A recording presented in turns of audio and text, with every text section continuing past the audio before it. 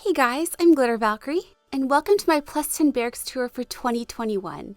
I had a ton of fun with my first tour last year, and I made a lot of questionable decisions since then, so I figured you can see the results of all the bad decisions that I've made.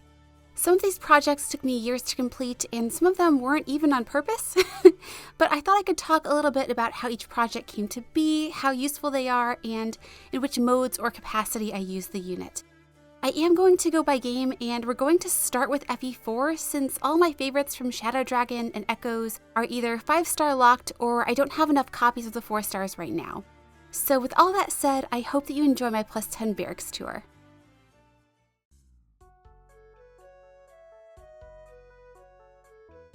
Okay, so we are starting off with the Yggdrasil series, and this is my Tailtiu. She was a major standout character in Gen 1 for me when I played FE4, and I always wanted to build her, but could never necessarily justify it in Fae. But then she got this lovely resplendent alt, and that was really the motivation for me to realize my dream. And not only is her art so adorable, but she really appreciates that stat boost, and I feel like it was a really good choice for me. And although there is a lot of competition among blue tomes, I feel like Tome of Thoron really does make her stand out, and I love that Wrath effect. It's super fun, and I love that it's kind of a throwback to how she functioned in FE4. So I used her as an AoE nuke primarily in Arena Assault for when I'm in need of a strong blue mage, and I think she's just a super fun unit to use. I gave her Life and Death because that's what I had on hand, and Fury 4 is probably better, but you know, we work with what we've got. And she can usually survive like one hit, and then she is in desperation and she just blows everything up. And I know that there might be some stronger blue mages out there, but Tailtiu is a beloved character to me, and I'm really glad that I built her. I'm closing the gate!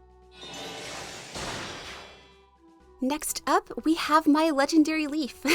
And he is kind of an unintentional plus 10 for me, but I am really glad that I have him. So this plus 10 happened because he was sharing focus on many banners where I was pulling for a different colorless unit. And for some reason, every time I pulled, he came home like multiple times. But it really works out well because I really enjoyed Leif in FE4 and Thracia, and he is such a fun unit in Fae with so many unique qualities. Being a ranged Gale Force unit with a dual phase Brave Bow really helps him stand out in like a sea of bow calves, and he actually has really good bulk as well.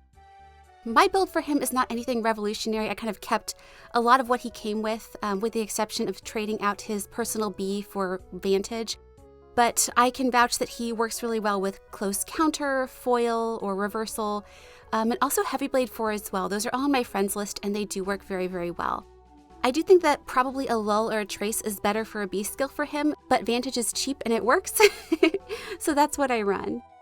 And as for how I use him, he is fantastic in arena offense for me when it's water season. I personally don't put him on my defense because I want to be able to sleep at night, but he works great with that as well. And I do think that he probably has a place in AR. I don't use him that way, but I think he probably does. And overall, I am just so happy that he was kind enough to come home so many times because he has made my water seasons so much better, and he has a really fun and unique playstyle that I really enjoy. Here we go! Okay guys, let me tell you the story of Finn. So when Finn was added to Fae, I had not played FE4 or Thracia, so I really didn't understand why everybody was so upset about the Brave Lance. But then I played those games and I completely understood. Finn ended up being my favorite male character in Thracia, and if you haven't played those games, he is just the most loyal, wonderful ride or die character. So all this time I had been waiting for him to get a PRF so I could like fully trick him out, and IS really delivered with his Refine. And I theory crafted a bunch of different builds for him, but I finally settled on this one. I gave him the Trace for his B because he is a great hit and run unit, and I really think that Trace skills shine the most on Cav units. I love to use him in PvE content, and Gale Force builds are among my favorite, so I am super happy with this. As for whether or not I would recommend him, he does cost grails, so that is always something to consider, but he is an amazing Gale Forcer, and he was worth every single grail for me. For my country! Next up, we have Fuzzy Hat Nanna. So I haven't talked too much about the Scion banner, mostly because I didn't make a video for it, because my favorite unit from that banner was free. I was so excited to see that she got an alt. Nanna is one of my favorite neutral characters, probably has my favorite design of all the Scion outfits, and I love this alt so much. So unfortunately, builds for healers tend to be relatively limited due to inheritance restrictions, but I was able to give my Scion Nanna a couple of gifts. So I swapped out the staff that she comes with for the palm staff because it's a great offensive option, and I do think she can run any of the inheritable staves, but I really like this one. And I gave her attack speed push, I gave her razzle dazzle and joint honed attack just so that I could boost those offenses a little bit more. She has a fantastic stat line for a free unit, and honestly, for a paid unit as well, she is so good. And I really think that she is a great investment if you're looking for an offensive healer, particularly if you need a flying one. And as soon as she became available in the Grail shop, I spent every last Grail to plus 10 her, and I have 0 regrets. I want to help!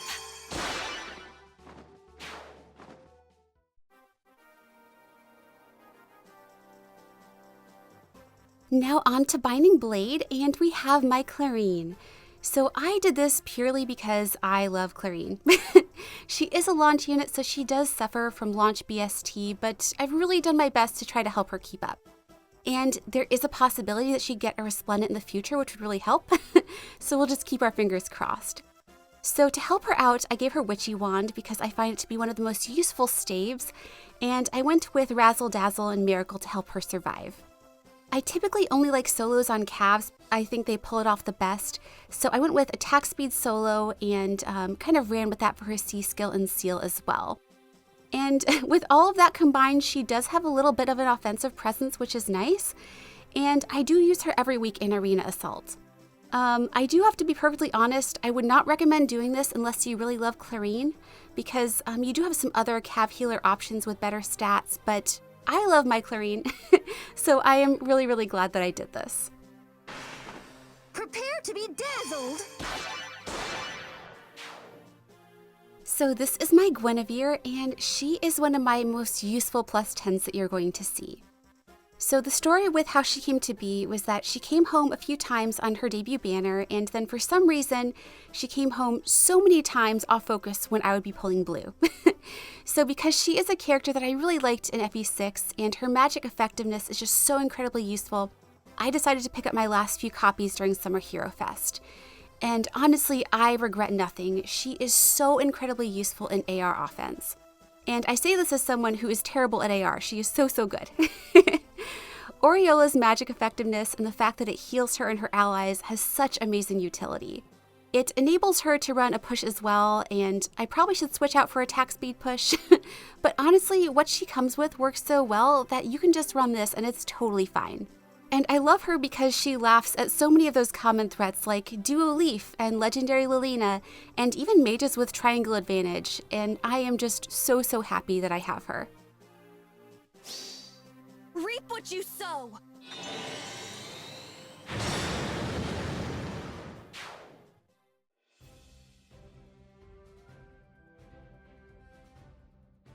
Okay, we have made it to FE7 and my most wanted unit added to face since launch. I waited so many years to see Urk, and if you heard a distant scream the night his trailer dropped, that was me from wherever you are in the world. I was so happy that he was a 4-star because it meant that I could merge him relatively easily, and I saved so many skill books in hopes that he would be added.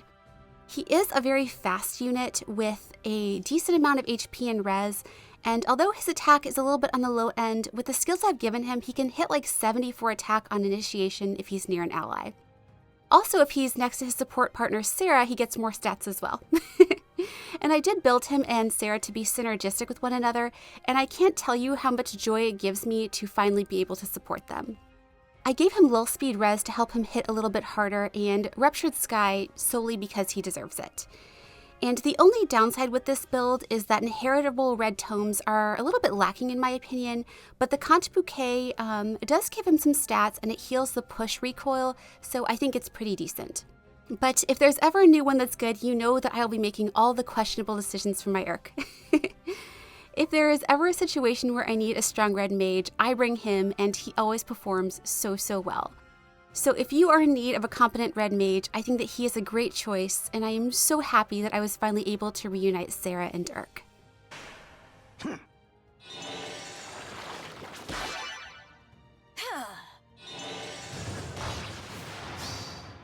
behind me. Alright guys, next I'm going to tell you the saga of legendary Hector. He is my favorite FE7 lord, and it took me years to complete this plus 10. When he first came out, I got like 2 copies initially, and then it was so incredibly painful to get more copies. I would pull like every time he was on a banner, and I would be lucky to get like 1 copy. But then he got his remix, and RNG finally smiled upon me, and I got those last few copies. And I never did pull a plus attack, but he is so tanky with his defense boon that I think I'm going to keep him this way for now. Thunder Armad's got a really nice refine, and he is a super reliable enemy phaser, so I'm really happy with what they did. I did give him Aether for scoring and for heals, and I did keep the updated Crafty Fighter, which is super nice. Osteus Pulse 2 is okay. It's not game-breaking, but it is a personal skill, so I feel kind of bad replacing it. And honestly, I am just so happy that I finally have him. I use him whenever it is fire season in Arena and whenever I have a job that calls for a reliable armor. And it may have taken years to make this plus 10 legendary Hector dream a reality, but he was totally worth the wait. Ha! Caught you sleeping.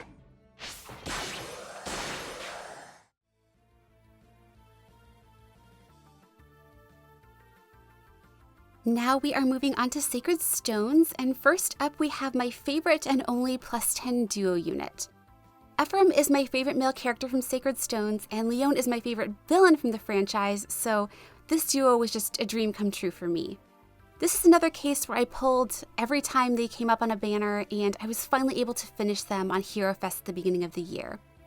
I love that we get to see them before things kind of went downhill in Renee, and I love the art for this duo so much. I feel like Regan Leaf is a fantastic weapon with its dual armor and cav effectiveness, and although Heavy Blade 4 is a great skill, I think that they are wonderful users of Distant Counter. Joint Drive Attack is great for bolstering that already sky-high attack stat, and Aether is mostly for scoring in Arena, but they can also be Gale Forces too. I use them almost every week in Arena, and definitely every week in Arena Assault because of that effectiveness.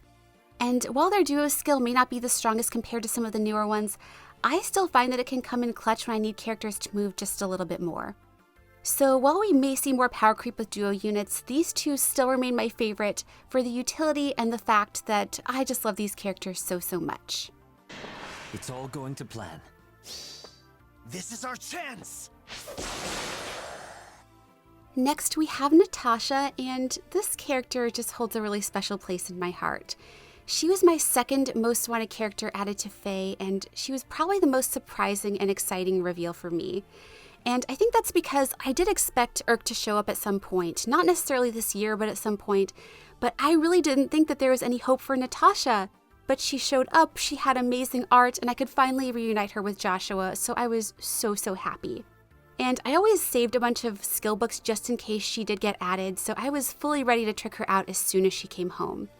So I have given her a couple of different staves, but the main ones that I use are Melancholy and Palm Staff. And right now I have Razzle Dazzle on her, but I do have low attack speed from the Julian that I sacrificed, so I sometimes do switch that out. And I really like Close Foil on her since she has pretty great bulk, but I do have attack speed push as well.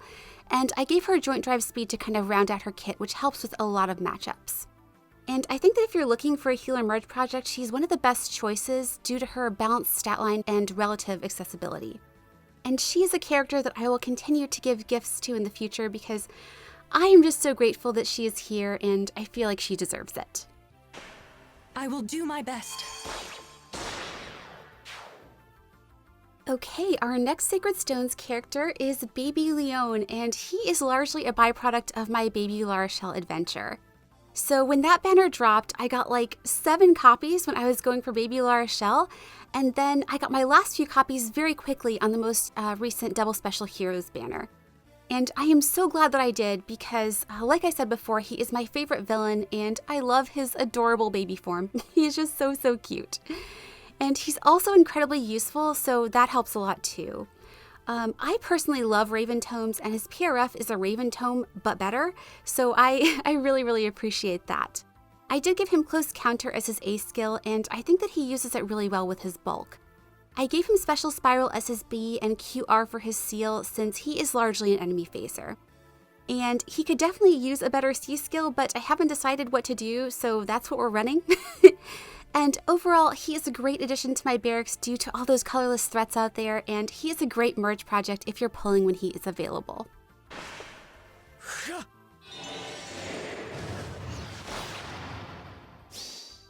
Too brittle, too weak.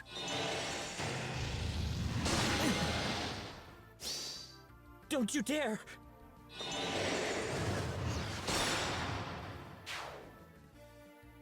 Here she is, the most powerful baby in the world. So getting this unit to +10 was probably the most painful experience I have ever had. I got the first several copies when she had her original banner, and then I had the bright idea to try and finish her on a double special heroes. And luckily she was sharing with a really good character, but I got pity broken so many times, and I really don't want to ever repeat that experience ever again. But despite all that, I cannot express how much I love and appreciate this character. I think she has just the most adorable art, some of the best voice lines in the game, and she is so useful against so many of those meta threats. How I like to use her is really with her Staff of Rouston to kind of negate those counterattacks against someone like Crunchy Edelgard who's super annoying. I use her with like any form of Micaiah, and they delete the Edelgard, and then on the next turn I just delete everybody else with my baby Larashell and some dancers, and it works out so incredibly well. And I think that the build she comes with is just fine, but I did feed her Attack Speed Catch from some Rashida and Attack Speed Menace from Erica, and she just does so much damage. I also gave her my second Florette because I just feel like she deserves it. She's probably one of my most useful units overall. I use her in like literally every mode of the game, and despite everything it took to get her, I am so happy to have the world's most powerful baby at +10. Easy peasy!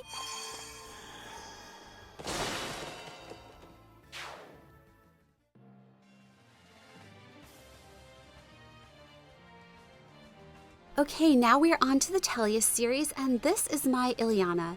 And she was a standout for me when I played Path of Radiance and Radiant Dawn, and I was so excited when she made it into Fae. I think that the biggest thing that she suffers from in Fae is a similar stat line of the high attack and res blue mage roll, but you know, she does have a really workable speed stat with a little bit of investment, and I think that she is a really good unit. I can't say that I am super proud of this build since she's only got Fury 3 and a basic ploy skill, but she is really effective at what she does as a high-res blue mage, and I really enjoy using her. I think that Pact Blooms is one of my favorite F2P weapons, especially for infantry who are likely to be near an ally, and I think that it works really well on her. And I feel like this might be one of my most lackluster builds today, but she really does work with low to moderate investment, and if you love Ilyana too, she is definitely worth it. Let me pass. So this might be a surprise, but after all of these years, Leanne is finally part of my +10 barracks. And this Leanne always makes me smile because she was largely unintentional, at least at first. She pity broke me so many times after her debut banner, and when she had a rerun this year, I just decided to go for like the final 2 copies. And I'm so glad that I did because Herons are my favorite beast units, and I love dancers, and she just checks all the boxes. And she might be made of glass, but I think that she is one of the best users of Distant Ward. I feel like it's a skill where most users usually lose out with something, but let's be real, she is not going to tank any archer anyway, and her res is really, really good, so I think it works super well. And her heals and mobility when she's transformed are just so useful, and if you are looking for a dancer merge project, honestly you should go with her brother, because he's a lot cheaper, but I love my Leanne so, so much. Ha! No!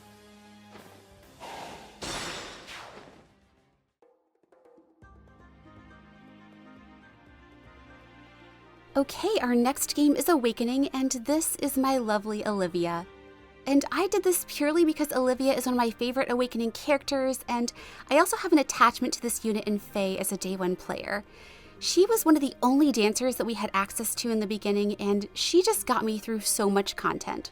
So because she means so much to me, I decided to make the best Olivia that I could.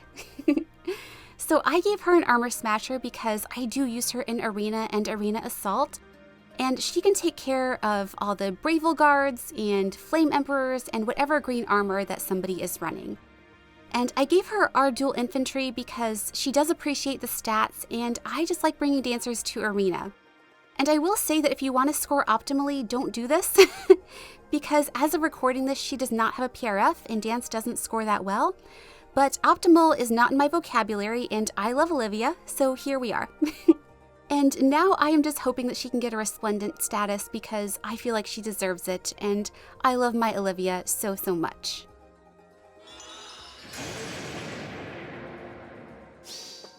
This is going to sting. Next, we have Emmeryn, and this is an example of a low investment build that works incredibly well. I think that the highest investment part of the kit is Razzle Dazzle, but if you don't have it, you can do something like Wings of Mercy and it will work perfectly well. But I think that Pain and Double Savage Blow is an incredibly helpful combination of skills because of the chip damage, and honestly, you can cheese a ton of difficult content in the game with a build like this. But build aside, Emmeryn actually has a pretty balanced stat line in her own right, and I think that she can run offensive healer builds really, really well. She was a character that I really felt for in Awakening, and so I am so glad that she's playable in Fae. You must be stopped.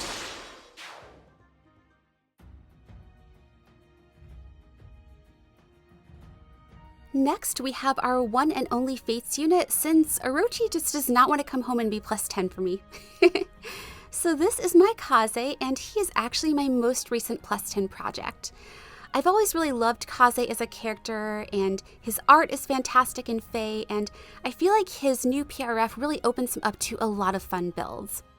And while his stat line at first glance does kind of leave something to be desired, his PRF does give him plus 8 to his attack and speed and res if he's near an ally and relatively healthy, so that's super nice. So if I kind of plan things appropriately, he is fast enough to trigger the effects of Kaze's needle, and he really does some really good damage. And I gave him Disarm Trap since I think it's a really fun skill for AR, and since his weapon does have a slaying effect, I think that he's a great user of lethality with Time's Pulse. And before you say he is a worse Volk, let me just say, I know. But Volk's hair is not shiny and green, and I just really, really love Kaze, so I am super happy that I did this. I assure you this is not personal.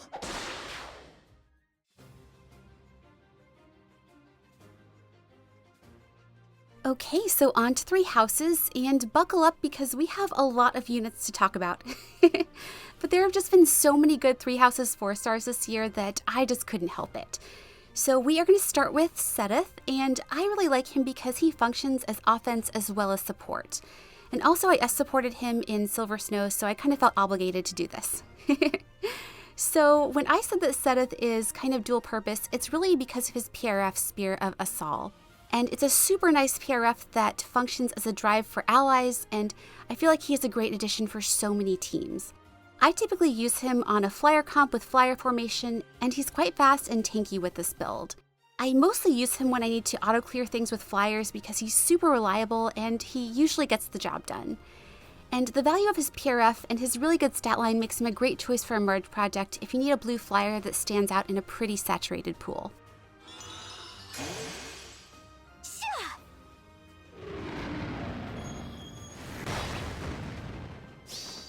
Just a hindrance. Next up, we have my Plegian Raphael. And I am typically one who's not too fond of armor units, but when I saw that Lovable Raphael was going to be added, and at 4-star rarity, I knew what I had to do. He was just the sweetest, most optimistic character in 3 houses, and he just deserves all the gifts. So I think that he can run most bows really, really well, but for now, I have stuck with the Plegian bow that he comes with. And I do think that it can be kind of hard to set this up properly since he needs to be alone, but for the most part what I find happens is that he kind of gets left behind because he is in armor, and then when he is alone he can just tank everything and he debuffs and then he heals and he just does so well. And I personally went for an enemy phase kit with Close Counter and Vengeful Fighter, but I also think that he's really competent with a Brave Bow and Bold Fighter if you want to go for a more player phase build. But either way, he is a big lovable ball of stats, and I am so happy that I have him at plus 10. Doing my best. Okay, so our next unit is one that never fails to put a smile on my face. Caspar was one of my most wanted Three Houses characters added to Fae this year, and this summer alt totally delivered. The sounds that he makes when he's attacking, it's just so funny and so true to his character that I cannot recommend him enough. I was actually quite lucky when I was going for this plus 10, and I did it pretty quickly, and he was worth every single orb and feather for me. I went with a Sling Hammer and DC Joint Drive and Spurn, and while I know that's like the boring cookie cutter build that you see on every Ninja Hana in Arena, it just works so well for him. And I have been trying out other weapons, and I can definitely see myself giving him more gifts in the future. But overall, if you love Caspar, I think he is definitely worth the investment just for the voice lines alone. Let's swim.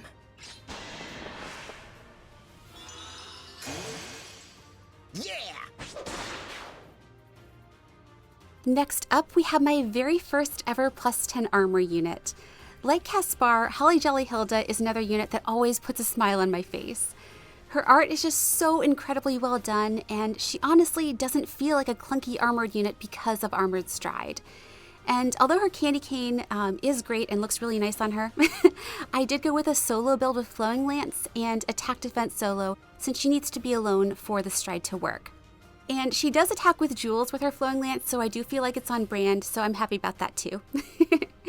I did give her Aether to help keep her healthy for Special Fighter, and I use her in so many different game modes. I love using her in Arena since she is an amazing tank and she scores super well, but she is also great for PvE content too. And honestly, I just can't say enough about this unit. For me, she is just as useful almost a year later, and I am so proud that Holly Jolly Hilda was my first armored plus 10. Go! Oh! Hilda the Winter Fairy. Lead and I'll follow. Do I have to? Holly Jolly Hilda. Yeah! All right, our next plus 10 unit is Original Claude, and this project was quite a journey. I remember getting the first copy relatively quickly, and then I got a couple copies here and there off focus, and then I tried to get some copies on his first rerun, and that was probably the most painful experience that I've ever had on just like a single banner, because I hit the highest pity rate that I've ever hit on a banner for just one copy. And I remember finishing that circle, and it was like, I want to say like 6.75, and he was the only 5-star in the circle. But you know what? I did not stop there. We got a rerun for his Forging Bonds, and while most people would stop, I said, I'm going to keep trying. And that time it actually paid off, and somehow I got him to plus 9 with that rerun. But then I tried to be patient, and then we got Hall of Forms, and so this is my plus 10 Claude of Forms, and I love him so much. So right now I do have his PRF on him, but he does have a couple other bows as well. He has Spendthrift and Fire Sweep and Budding Bow, and I like all the options, but I do feel like he is going to end up getting a Refine in the future, which will be really nice. As for the skills that I got for him in Hall of Forms, I got Fury 4, I got a Snag that I don't use, and I got him a Joint Drive and Deadeye as well.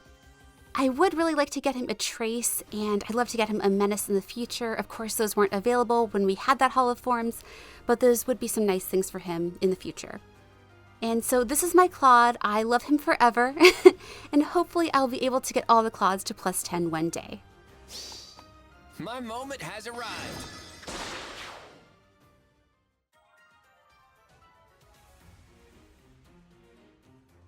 All right, last but not least, we have my plus 10 goat, and this was completely unintentional. I would not have done this on purpose, but she wanted to come home for me so many times, so here we are. And I vividly remember the last 3 copies that I needed to get her to plus 10. I actually got them back to back to back. I wasn't even pulling greens. I was going for colorless, but each time it was a circle with no colorless, so I pulled green, and she got to plus 10. So as for how she functions as a unit, I'm really, really happy that I have her. She is very, very powerful. And although she has DC built into her weapon, I think that she primarily performs best as a Gale Forcer. And she really can completely clear out a map with the proper support. I will say that this is not a project that I would necessarily recommend unless you really, really love goats. Because while she is powerful, she does not give an extra slot in AR, so she does have a lot of competition in light season. But overall, she is a great unit. I do love my fairies, and it always makes me smile when I think about the crazy RNG that brought me all of those goats.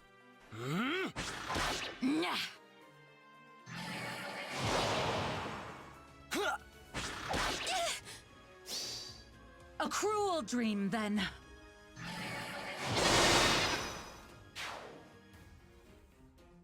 Okay, so that concludes my plus 10 Barracks tour. I know that this was a really long one, but I hope that you enjoyed seeing some of my questionable choices that I've made this past year.